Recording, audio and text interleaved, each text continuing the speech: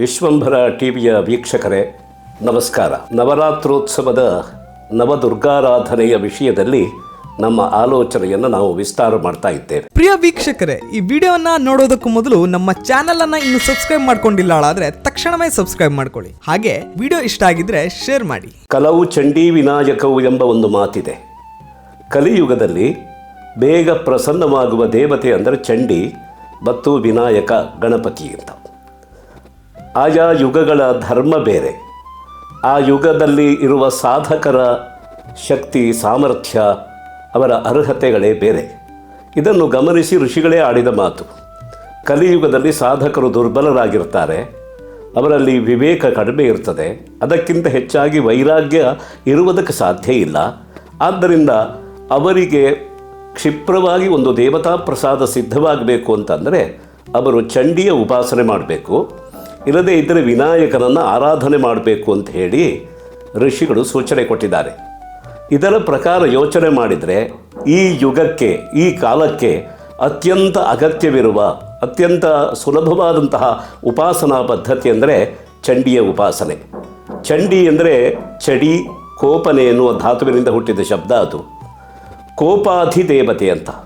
ಕೋಪಕ್ಕೆ ಅಧಿದೇವತೆಯಾದಂತಹ ಚಂಡಿ, ಅವಳ ಆರಾಧನೆ ಮಾಡೋದು ಯಾಕೆ ಅಂತಂದರೆ ದೇವತಾ ಕೋಪ ನಮ್ಮ ಮೇಲೆ ಉಂಟಾಗದೇ ಇರಲಿ ಅಂತ, ಮತ್ತು ನಮ್ಮ ಕೋಪ ನಮ್ಮ ನಿಯಂತ್ರಣಕ್ಕೆ ಬರಲಿ ಅಂತ. ಪ್ರಪಂಚವನ್ನು ಮುನ್ನಡೆಯೋದಕ್ಕೆ ಕಾಮವೆಂಬುದು ಹೇಗೆ ಪ್ರಧಾನವಾದ ಮನೋಧರ್ಮವೋ ಹಾಗೆ ಕ್ರೋಧವೂ ಕೂಡ, ಮನ್ಯುವೂ ಕೂಡ ಪ್ರಧಾನವಾದಂತಹ ಒಂದು ಮನೋಧರ್ಮ. ಈ ಮನೋಧರ್ಮದ ಮೇಲೆ ನಿಯಂತ್ರಣ ಇರಬೇಕು, ನಮಗೆ ಸಂಯಮ ಇರಬೇಕು. ಹಾಗೆ ನಿಯಂತ್ರಣ ಇದ್ದಾಗ ಮಾತ್ರ ಪ್ರಪಂಚವನ್ನು ಸರಿಯಾಗಿ ಮುಂದುವರಿಸುವುದಕ್ಕೆ ಸಾಧ್ಯ ಆಗ್ತದೆ. ಕಾಮ ಮತ್ತು ಕ್ರೋಧ ಈ ಎರಡು ಮನೋಧರ್ಮಗಳ ಮೇಲೆಯೂ ನಮಗೊಂದು ನಿಯಂತ್ರಣ, ಒಂದು ಸಂಯಮನ ಬೇಕಾಗಿದೆ. ಅದು ದೇವಿಯ ಅನುಗ್ರಹದಿಂದ ಮಾತ್ರ ಸಾಧ್ಯ. ಆದ್ದರಿಂದಲೇ ಅವಳನ್ನು ಚಂಡಿ, ಚಾಮುಂಡಿ ಇಂತಹ ಅನೇಕ ಶಬ್ದಗಳಿಂದ ಸಂಬೋಧನೆ ಮಾಡಿದ್ದಾರೆ. ಯಾಕೆಂದರೆ ಅವಳಿಂದ ಎರಡು ವಿಧವಾದ ಅನುಗ್ರಹ ಆಗಬೇಕು. ದೈತ್ಯರ ನಿಗ್ರಹ ಆಗಬೇಕು, ಹಾಗೆ ಶಿಷ್ಟರ ಒಂದು ಅನುಗ್ರಹವೂ ಆಗಬೇಕು. ಅನುಗ್ರಹಕ್ಕೆ ಮಾರ್ಧವ, ಮಮತೆ ಮುಂತಾದ ಮನೋಧರ್ಮ ಅವಶ್ಯಕ. ಅದೇ ನಿಗ್ರಹಕ್ಕಾದರೆ ಕ್ರೋಧ ಬೇಕು, ಪರಾಕ್ರಮ ಬೇಕು. ಆದ್ದರಿಂದ ಆ ದೇವಿಯಲ್ಲಿ ಈ ಎರಡೂ ಬಗೆಯ ಸಿದ್ಧತೆಗಳನ್ನು, ಎರಡೂ ಬಗೆಯ ಅರ್ಹತೆಗಳನ್ನು ಋಷಿಗಳು ಗುರುತಿಸಿ ಆ ವಿಧಾನದಲ್ಲಿಯೇ ಆರಾಧನೆಯನ್ನು ಮುಂದುವರಿಸಿದ್ದಾರೆ. ದೇವಿ ಮಾಹಾತ್ಮ್ಯ ಅಥವಾ ಚಂಡಿ ಸಪ್ತಶತಿಯ ಪಾಠವನ್ನು ಮಾಡಿದರೆ ಅದರಲ್ಲಿ ಅನೇಕ ಚರಿತ್ರೆಗಳಿದೆ. ಪ್ರಥಮ ಚರಿತ್ರ, ಮಧ್ಯಮ ಚರಿತ್ರ ಮತ್ತು ಉತ್ತಮ ಚರಿತ್ರ ಅಂತ. ಈ ಚರಿತ್ರೆಗಳಲ್ಲಿ ನಾವು ಪ್ರಧಾನವಾಗಿ ಕಾಣುವ ಅಂಶಗಳು ಅಂತಂದರೆ, ಒಂದು ದೈತ್ಯ ಸಂಹಾರ. ಮಹಿಷಾಸುರ, ಮಧುಕೈಟಭ ಮೊದಲಾದಂತಹ, ಶುಂಭ, ನಿಶುಂಭ, ಧೂಮ್ರ ಮೊದಲಾದಂತಹ ಅನೇಕ ರಾಕ್ಷಸರನ್ನು ಅವಳು ಸಂಹಾರ ಮಾಡ್ತಾಳೆ.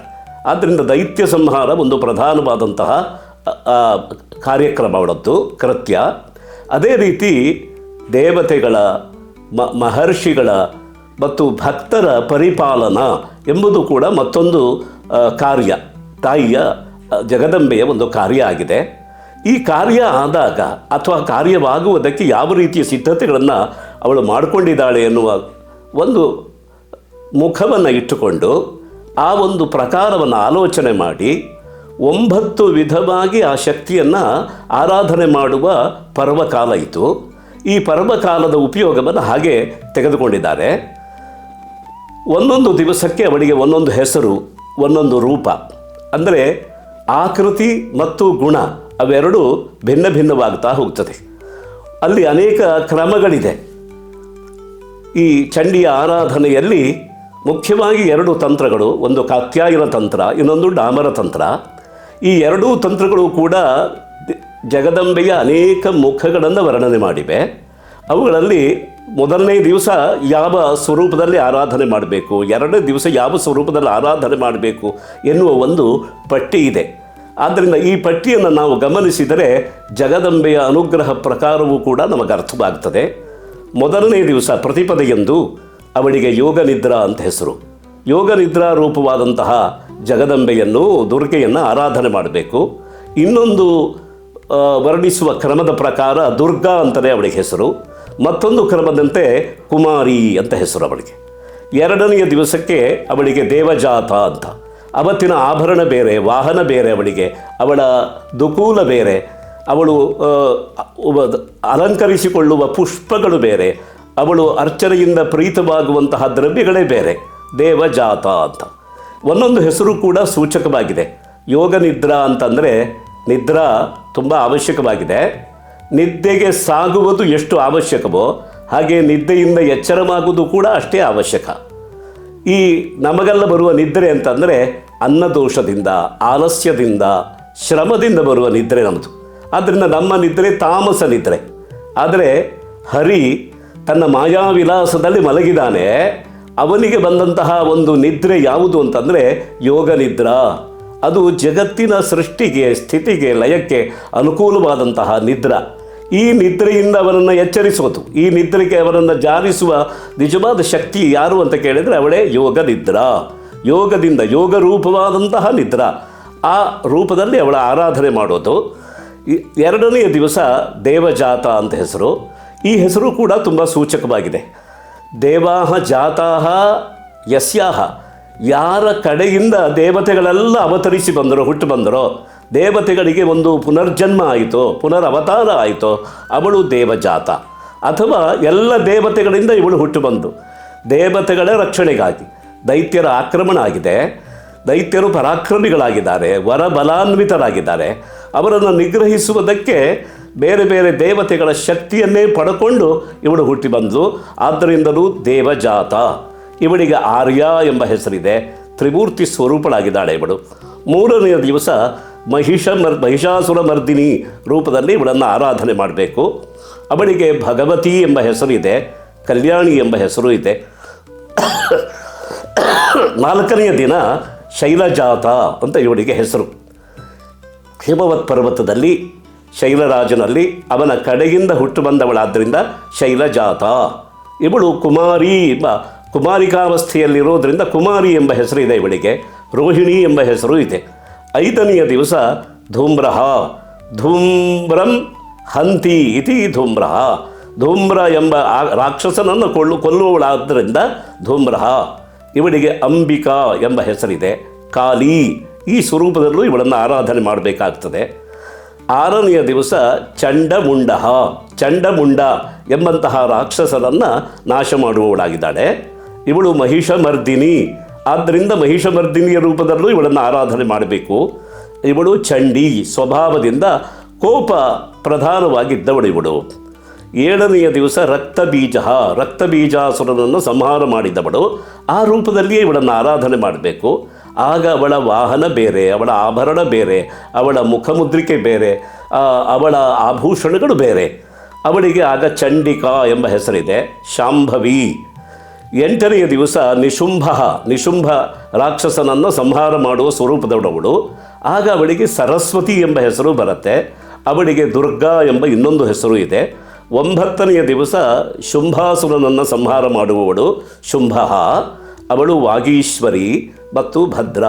ಹೀಗೆ ಒಂದನೆಯ ದಿವಸದಿಂದ ಪ್ರತಿಪದೆಯಿಂದ ಆರಂಭ ಮಾಡಿ ನವಮಿಯವರೆಗೆ ದುರ್ಗೆಯ ನವ ಅವತಾರಗಳನ್ನು, ನವ ಮುಖಗಳನ್ನು, ನವ ರೂಪಗಳನ್ನು ಪ್ರಧಾನವಾಗಿ ಭಾವಿಸಿಕೊಂಡು ಆರಾಧನೆ ಮಾಡುವ ಕ್ರಮ ಇದೆ. ಈ 9 ದಿವಸ ಅವಳ ಸ್ವರೂಪ ಹೇಗಿರ್ತದೆ ಅಂತ ಕೇಳಿದರೆ, ಅವಳನ್ನು ಸ್ವತಃ ದೇವರಾಜ ಮೊದಲಾದ ದೇವತೆಗಳು, ದೇವ ಋಷಿಗಳು ಮತ್ತು ಮಹರ್ಷಿಗಳೆಲ್ಲ ಸೇರಿ ಸ್ತುತಿ ಮಾಡ್ತಾರೆ. ಆ ಸ್ತುತಿಯ ಭಾಗ ಚಂಡೀ ಸಪ್ತಶತಿಯಲ್ಲಿ ತುಂಬ ರೋಮಾಂಚಕವಾಗಿದೆ. ಅಲ್ಲಿಯ 1, 2, 3 ಪದ್ಯಗಳನ್ನು ನಾವು ಗಮನಿಸೋಣ. ಅಲ್ಲಿ ಅವರು ಸ್ತುತಿ ಮಾಡುವಾಗ ಹೇಳ್ತಾರೆ, ದೇವ್ಯಾಯಯ ತತಮಿದಂ ಜಗದಾತ್ಮಶಕ್ತ್ಯ ನಿಶೇಷ ದೇವಗಣಶಕ್ತಿ ಸಮೂಹಮೂರ್ತ್ಯ ತಾಮಂಬಿಕಾಂ ಅಚಿರದೇವ ಮಹರ್ಷಿ ಪೂಜ್ಯಾಂ ಭಕ್ತ್ಯಾ ನತಾಸ್ಮವಿದಧಾತು ಶುಭಾನಿಸಾನಃ. ಯಾವ ದೇವಿಯಿಂದ ಈ ಜಗತ್ತೆಲ್ಲವೂ ಅವಳ ಆತ್ಮಶಕ್ತಿಯ ಬಲದಿಂದ ಓತಪ್ರೋತವಾಗಿ ನೆಯ್ಯಲ್ಪಟ್ಟಿದೆಯೋ, ಹಾಗಿದ್ರೆ ಅವಳ ಆತ್ಮಶಕ್ತಿ ಎಂಥದ್ದು ಅಂತ ಕೇಳಿದರೆ, ಎಲ್ಲ ದೇವತೆಗಳ ಶಕ್ತಿಯ ಸಮೂಹದಿಂದ ಅದು ಮೂರ್ತವಾಗಿದೆ. ಅಂತಹ ಆತ್ಮಶಕ್ತಿಯಿಂದ ಈ ಬ್ರಹ್ಮಾಂಡವೆಲ್ಲ, ಈ ಜಗತ್ತೆಲ್ಲವೂ ನೆಯ್ಯಲ್ಪಟ್ಟಿದೆ.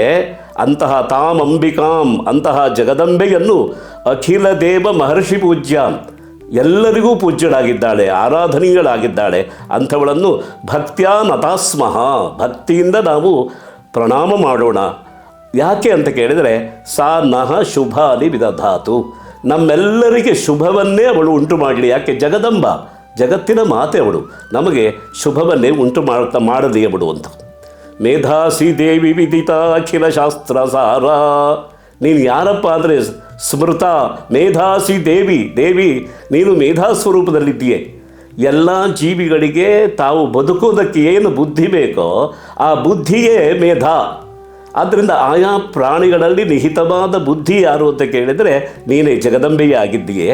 ಆದ್ದರಿಂದ ನಿನ್ನ ಅನುಗ್ರಹದಿಂದ ಏನಾಗುತ್ತೆ ಅಂದರೆ ವಿದಿತ ಅಖಿಲ ಶಾಸ್ತ್ರಸಾರ, ಒಳ್ಳೆಯ ಮೇಧಾವಿ ಆದರೆ ಮನುಷ್ಯ ಎಲ್ಲ ಶಾಸ್ತ್ರಗಳ ಸಾರವನ್ನು ತಿಳಿಯಬಹುದು. ದುರ್ಗಾಸಿ ದುರ್ಗ ಭವಸಾಗರ ನೌರಸಂಗ, ದುರ್ಗ ಭವಸಾಗರ ನೌಹು, ದುರ್ಗಮವಾದಂತಹ ಭವಸಾಗರ ಇದು. ಈ ಸಂಸಾರವೆಂಬ ಸಾಗರ, ಪಂಚ ಜ್ಞಾನೇಂದ್ರಿಯಗಳು, ಪಂಚ ಕರ್ಮೇಂದ್ರಿಯಗಳು, ಅವುಗಳ ಒಂದು ವಿಷಯ ಜಾಲ, ಇದರ ಮಧ್ಯದಲ್ಲಿ ಈ ಜೀವಾತ್ಮ ಒದ್ದಾಡ್ತಾ ಇದ್ದಾನೆ. ದುರ್ಗಮವಾದಂತಹ ಒಂದು ಭವಸಾಗರ ಇದು. ಇದರನ್ನು ದಾಟಿಸುವ ನೌಕೆ ನೀನು, ಮತ್ತು ಬೇರೆ ಯಾರೂ ಅಲ್ಲ.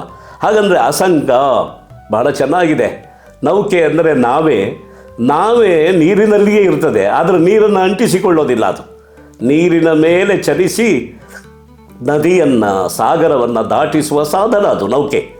ಆದರೆ ಅದು ಅಸಂಗ, ಅದಕ್ಕೆ ಜಲದ ಸಂಘ ಇಲ್ಲ. ಹಾಗೆ ನೀನು ಸಂಸಾರದಲ್ಲಿ ಇರುವವಳು, ಸಂಸಾರದಿಂದ ದಾಟಿಸುವವಳು, ಸಂಸಾರದ ಸಂಘ ನಿನಗಿಲ್ಲ. ಆದ್ದರಿಂದಲೇ ದುರ್ಗಾಸಿ, ನಿನಗೆ ದುರ್ಗಾ ಎಂಬ ಹೆಸರಿದೆ. ಶ್ರೀಕೈಟಭಾರಿ ಹೃದಯೈಕ ಕೃತಾಧಿವಾಸ, ಕೈಟಭನ ವೈರಿಯಾದಂತಹ ವಿಷ್ಣುವಿನ ಹೃದಯೈಕ ಕೃತಾಧಿವಾಸ, ಅವರ ಹೃದಯದಲ್ಲಿಯೇ ವಾಸ ಮಾಡಿರುವಂತಹ ನೀನು ಶ್ರೀಹಿ, ಸಾಕ್ಷಾತ್ ಲಕ್ಷ್ಮೀ ರೂಪವಾಗಿದ್ದೀಯೆ.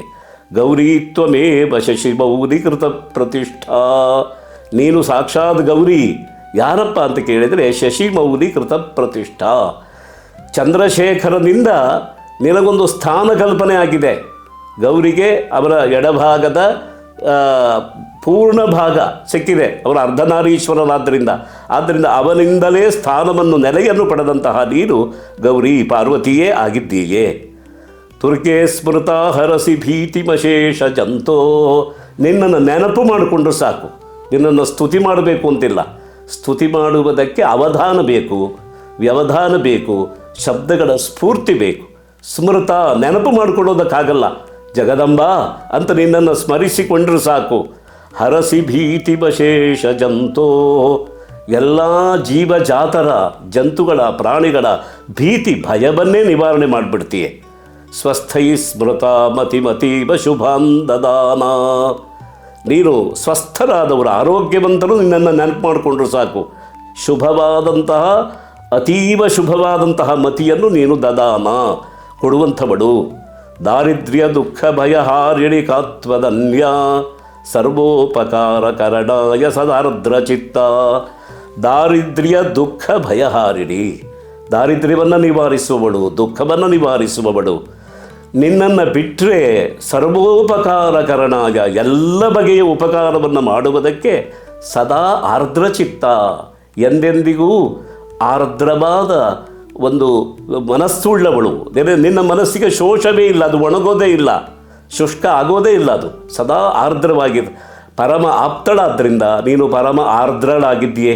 ಎಲ್ಲರಿಗೂ ತಾಯಿಯಾಗಿ ನಿಂತು ಉಪಕಾರವನ್ನು ಮಾಡುತ್ತೀಯ. ಆದ್ದರಿಂದ ಸರ್ವೋಪಕಾರ ಕರಣಾಯ ಸದಾರ್ದ್ರ ಚಿತ್ತ, ನಿನ್ನಂಥವಳು ಯಾರಿದ್ದಾರೆ ಅಂತ. ಆದ್ದರಿಂದ ಅಂತಹ ಜಗದಂಬಾ ಪ್ರೀತಿಗಾಗಿ ಅವಳನ್ನು 9 ದಿವಸ ನಿಯಮಬದ್ಧರಾಗಿದ್ದುಕೊಂಡು, ನಿಯಮಕ್ಕೆ ನಮ್ಮನ್ನು ಕೊಟ್ಟುಕೊಂಡು, ಯಮ ನಿಯಮಗಳನ್ನು ನಾವು ಪಾಲಿಸಿಕೊಂಡು, ಬ್ರಹ್ಮಚರ್ಯವನ್ನು ಪಾಲಿಸಿಕೊಂಡು, ಚಂಡೀ ಪಾಠವನ್ನು ಮಾಡುತ್ತಾ ಅವಳನ್ನು ಆರಾಧನೆ ಮಾಡುವ ಒಂದು ಪರ್ವಕಾಲ ಇದು. ಹಾಗೆ ಆರಾಧನೆ ಮಾಡಿ ಜಗದಂಬಾ ಪ್ರಸಾದವನ್ನು ಪಡೆಯಬೇಕಾಗಿದೆ ನಾವೆಲ್ಲ. ಅದಕ್ಕಾಗಿ ಈ ಪರ್ವಕಾಲದಲ್ಲಿ ನಮ್ಮ ಅವಧಾನ ಮತ್ತು ವ್ಯವಧಾನ ಜೊತೆಗೆ ನಮ್ಮ ಭಕ್ತಿ, ನಮ್ಮ ಶ್ರದ್ಧೆ ಎಲ್ಲವನ್ನೂ ಇಟ್ಟುಕೊಂಡು ಆ ಜಗನ್ಮಾತೆಯನ್ನು ನಾವು ಆರಾಧನೆ ಮಾಡೋಣ. ಆರಾಧನೆ ಮಾಡಿ ಅವಳ ಅನುಗ್ರಹಕ್ಕೆ ಪಾತ್ರರಾಗೋಣ. ವೀಕ್ಷಕ ಮಹಾಪ್ರಭುಗಳೇ, ನಮ್ಮ ಚಾನಲ್ ಅನ್ನು ಸಬ್ಸ್ಕ್ರೈಬ್ ಮಾಡಿ, ಶೇರ್ ಮಾಡಿ, ಪ್ರೋತ್ಸಾಹಿಸಿ.